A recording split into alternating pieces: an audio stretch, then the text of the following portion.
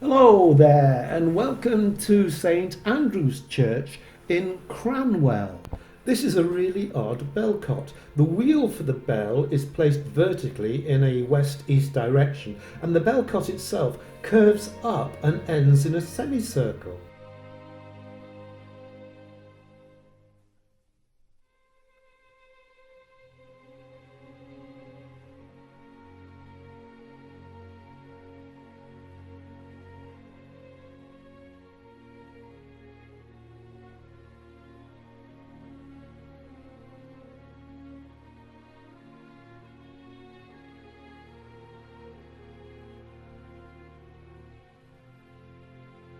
Now, when you look at the church, you think, hang on, there's something not quite right. And that something that's not quite right is the proportion. The chancel is larger than the nave. And in all other churches, this isn't the case. The nave is normally the larger part of the church. Today, the churchyard is the final resting place for many who have served the Royal Air Force.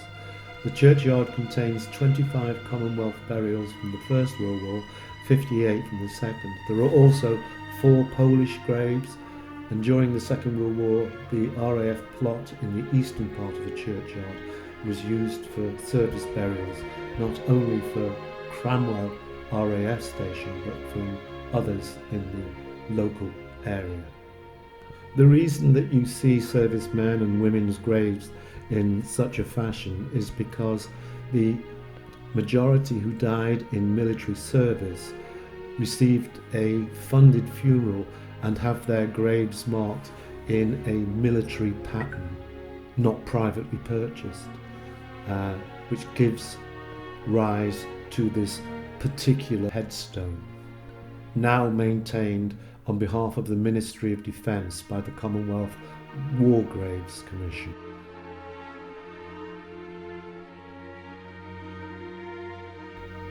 It's a Grade 1 listed church and one of the oldest in Lincolnshire.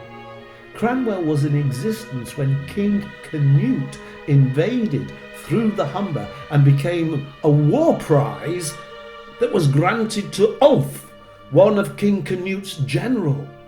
Little remains of the early Saxon church, but we'll see a bit of that inside.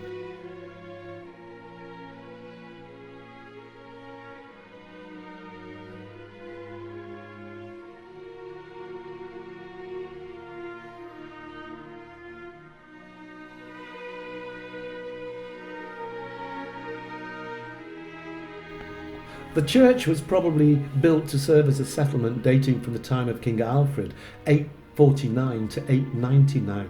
Unusually for a church of this age, a consecration cross survives, and its style suggests that the northeastern corner of the original stone building dates from somewhere between the years 950 to 1050.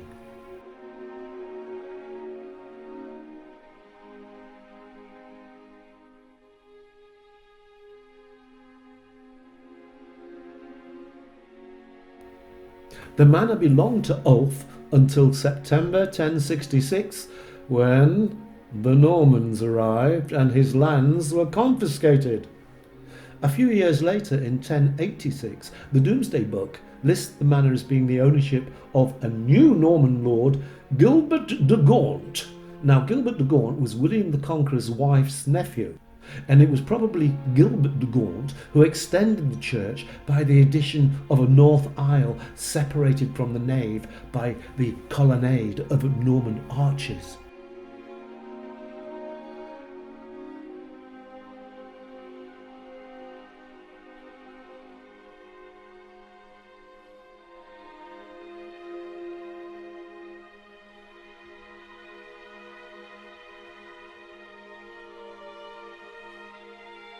These fine stone carvings mounted on the aisle wall are Norse ringer-like, dating from the turbulent era when Ulf was there, and may well be the remains of Ulf of Fenwick's tomb.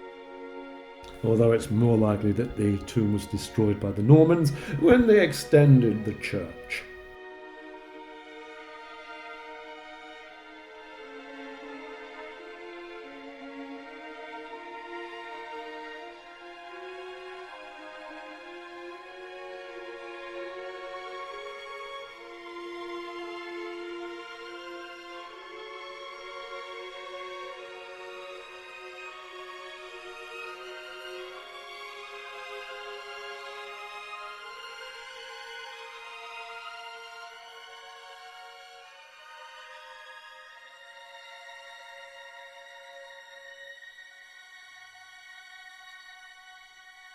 The chancel arch here is early English, but the chancel itself was largely rebuilt and restored in 1903.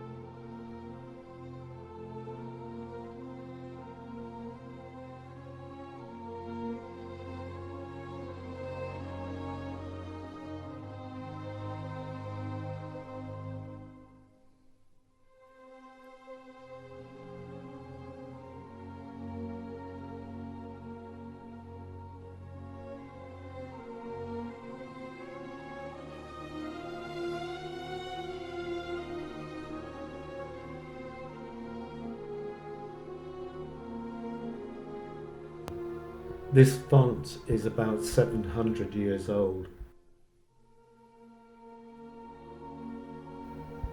Thank you for watching the short film of St Andrew's Church in Cranwell.